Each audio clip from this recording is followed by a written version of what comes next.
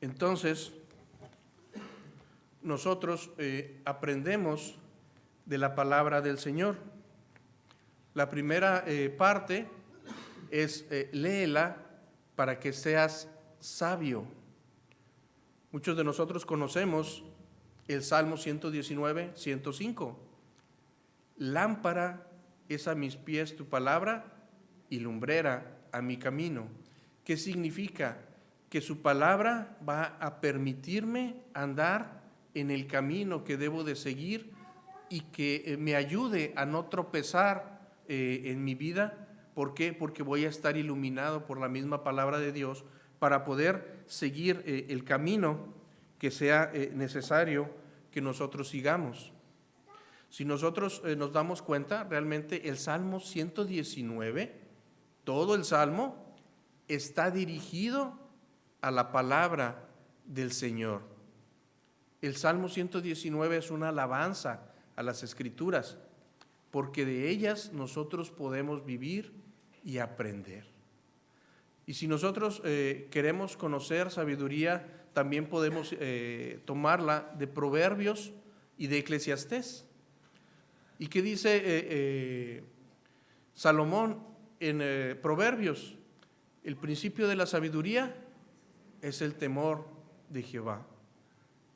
Y de ahí nosotros podemos tomar tanto conocimiento y sabiduría que podemos nosotros interactuar con cualquier otra persona y tener paz, tener serenidad y poder ayudar a otros en dificultades. Nosotros podemos entender que todos los problemas que hay en este mundo ya pasaron antes. La única diferencia es que ha cambiado ha cambiado la tecnología, ha cambiado la arquitectura, pero todo es lo mismo. Dice el mismo Salomón, el predicador, que dice: no hay nada nuevo debajo del sol. Vanidad de vanidades, todo es vanidad y aflicción de espíritu. Pero nada hay nuevo debajo del sol. Todo es cíclico, todo es repetitivo. Uno puede decir, es que la pandillita o el grupito que se para en las esquinas a estar viendo a ver qué van a hacer de maldosos y qué pueden hacer una broma para hacerle daño a alguien. Eso ya había pasado mucho antes. De hecho, si ustedes se ponen a leer Job, en Job hay muchas referencias a situaciones que nosotros podemos estar viviendo actualmente, pero que ya había vivido o ya se habían vivido en la época de Job. Así es de que Job es mucho antes que Salomón. Por eso Salomón dice: no hay nada nuevo debajo del sol. Todo es lo mismo, todo es cíclico, pero a través de la palabra del Señor nosotros podemos obtener sabiduría para poder vivir nuestra vida cristiana correctamente.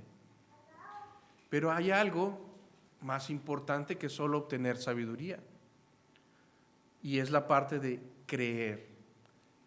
Créela para ser salvo.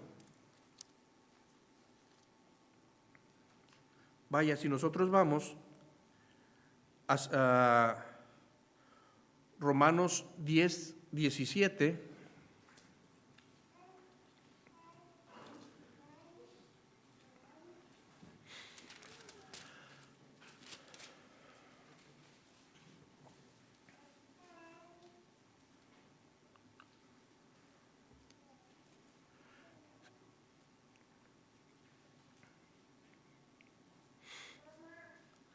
vamos a leer desde el 12. Dice: porque no hay diferencia entre judío y griego, pues él mismo, que es el Señor de todos, es rico para con todos los que le invocan, porque todo aquel que invocare el nombre del Señor será salvo. ¿Cómo pues invocarán aquel en el cual no han oído?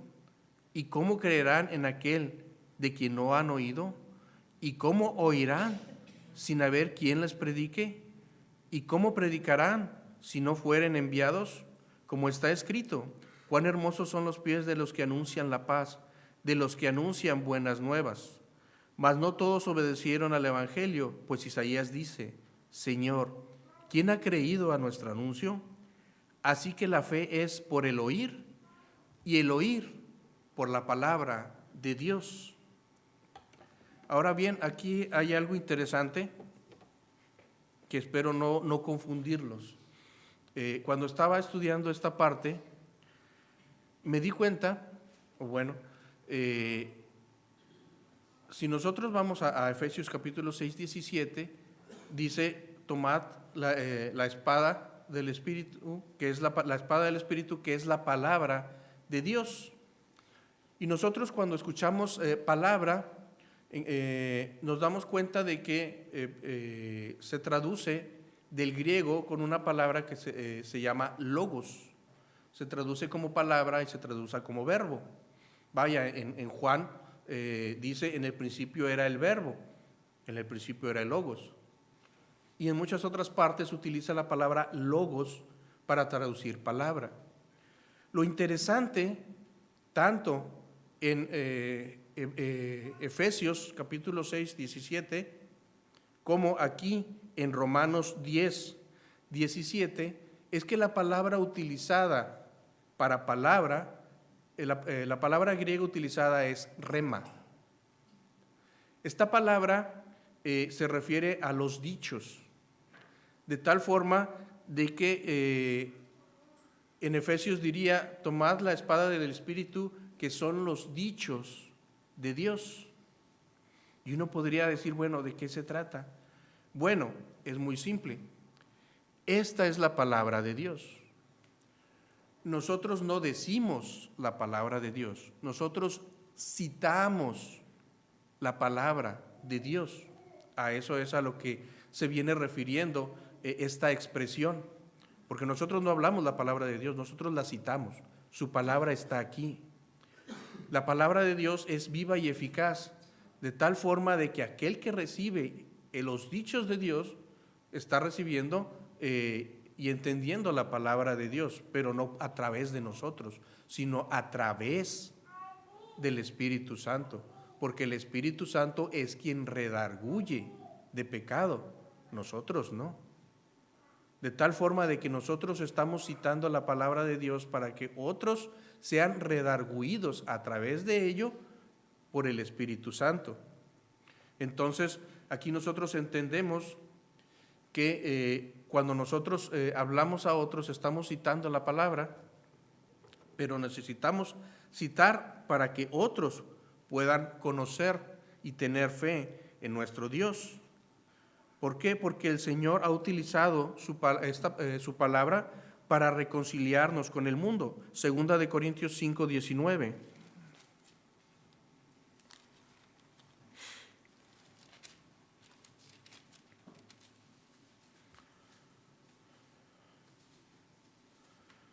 Si vemos desde el 18, y todo esto proviene de Dios, quien nos reconcilió consigo mismo por Cristo y nos dio el ministerio de la reconciliación, que Dios estaba en Cristo reconciliando consigo al mundo, no tomando en cuenta a los hombres sus pecados, y nos encargó a nosotros la palabra de la reconciliación.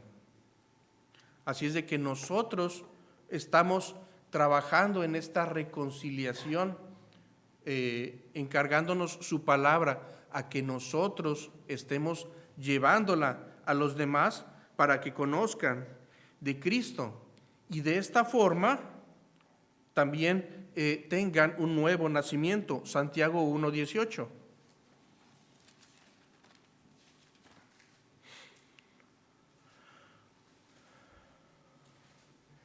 Él, de su voluntad, nos hizo nacer por la palabra de verdad para que seamos primicias de sus criaturas.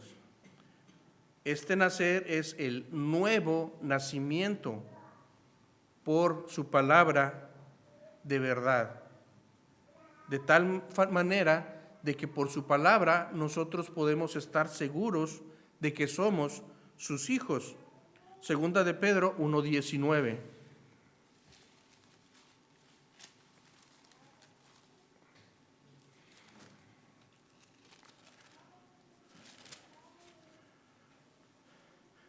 Tenemos también la palabra profética más segura, a la cual hacéis bien en estar atentos como una antorcha que alumbra en lugar oscuro, hasta que el día esclarezca y el lucero de la mañana salga en vuestros corazones. De tal forma de que nosotros podemos confiar en esta palabra, porque es la palabra profética más segura que nosotros podemos encontrar en alguna parte. No hay nada que sea más verdad que la palabra de nuestro Dios. Así es de que nosotros podemos confiar en ella. Ahora bien,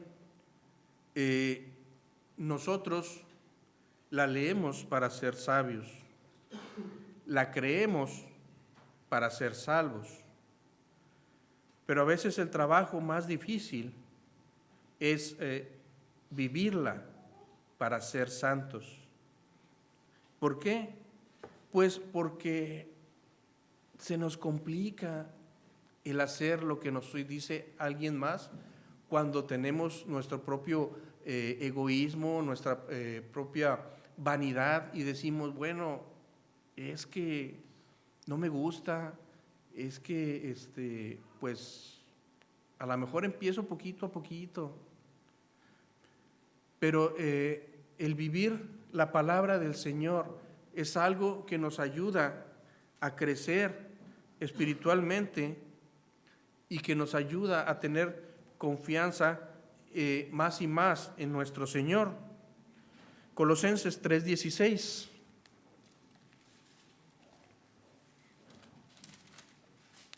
Nos dice, la palabra de Cristo more en abundancia en vosotros, enseñándoos y exhortándoos unos a otros en toda sabiduría, cantando con gracia en vuestros corazones al Señor con salmos e himnos y cánticos espirituales. La palabra de Cristo more en nuestros corazones. Al hablar de morar, es algo que realmente estamos viviendo. No es simplemente como lo consideraban los judíos cuando les decían, átalas a tu cuello, escríbelas en la tabla de tu corazón, pero ellos lo que entendían era, bueno, hago un papelito, eran tablas, las escribían y se las colgaban en el cuello, las tenían aquí las tablas con los versículos y la palabra del Señor portándola, pero no se refiere a eso, sino que se refiere, átalas a tu cuello, es que sean un adorno en tu vida, que la palabra del Señor se refleje en ti de tal forma de que puedan reconocer esa belleza de la vida en Cristo que tienes por vivirla a través de la palabra del Señor. No simplemente decir, llevo mi camiseta con solo Cristo salva. No, es vivirla, es que otros vean al Señor en nosotros, no que lean del Señor en nuestras camisetas.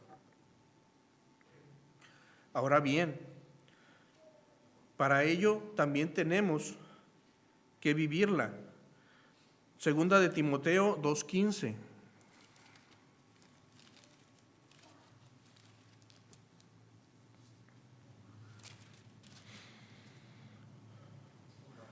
Procurad con diligencia presentarte a Dios aprobados como obrero, que no tiene de qué avergonzarse, porque usa bien la palabra de verdad.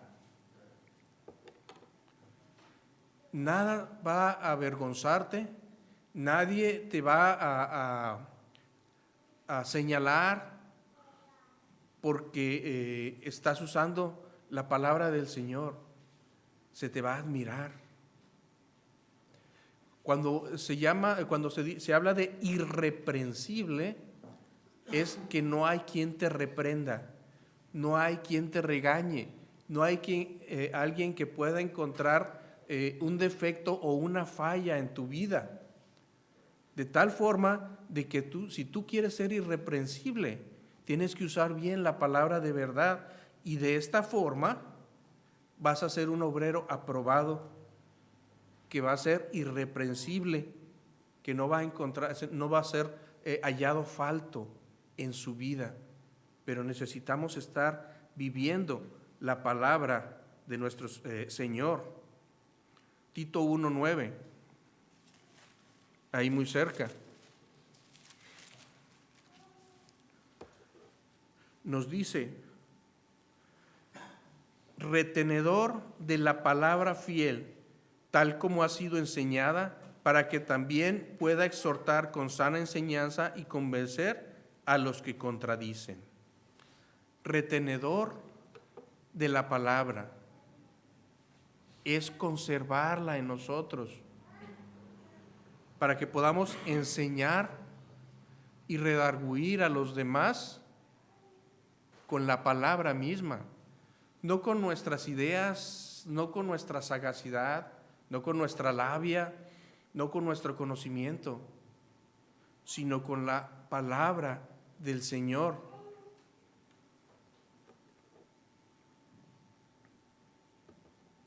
Así es de que Santiago se esfuerza mucho en pedirnos que seamos hacedores. Santiago 1, 21 y 22.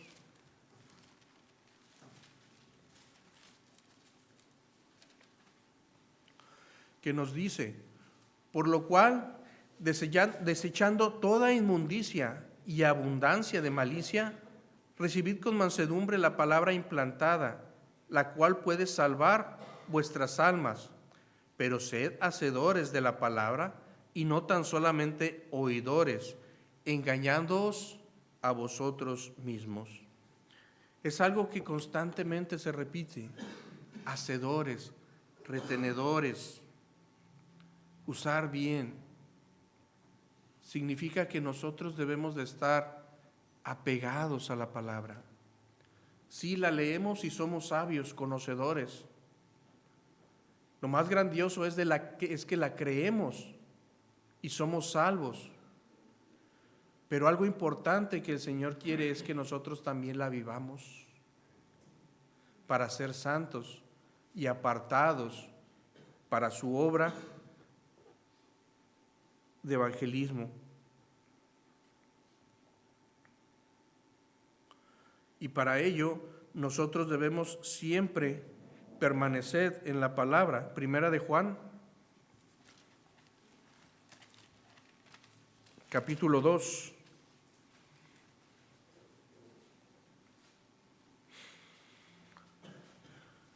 Desde el versículo 4 al 6 nos dice el 4: el que dice, yo le conozco, y no guarda sus mandamientos, el tal es mentiroso, y la verdad no está en él.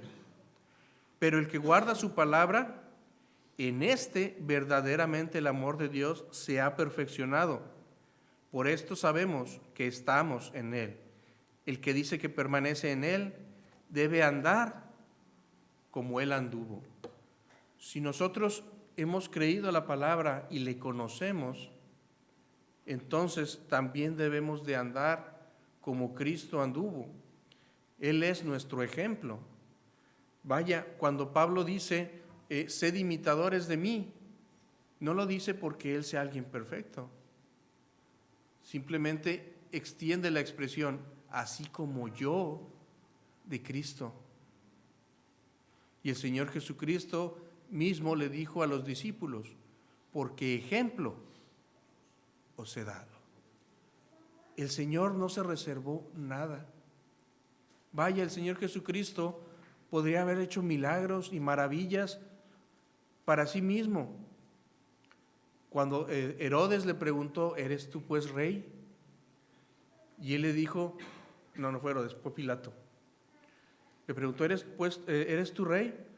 Dice, si yo quisiera, podría mandar traer 12 legiones de ángeles. Y todo habría acabado. Habría sido el Señor Jesucristo vencedor en cualquier batalla. Pero él mismo dijo, Yo para esto he venido y para esto he nacido, para morir por nuestros pecados y para darnos redención. Por ello mismo, aunque Satanás le ofreció todos los reinos del mundo y evitar el sufrimiento, el Señor Jesucristo lo rechazó, porque sabía a qué venía y sabía que Él venía a servir y Él venía a cumplir, a ser humilde y a hacer la palabra que Dios le había encomendado. Así es de que en esta nueva etapa de este nuevo próximo año, yo sé que muchos se proponen o se ponen a dar los propósitos de año nuevo, de leer la Biblia durante un año. Yo los reto en esta noche a que el próximo año el propósito sea vivir la Biblia en ese año. Dios les bendiga.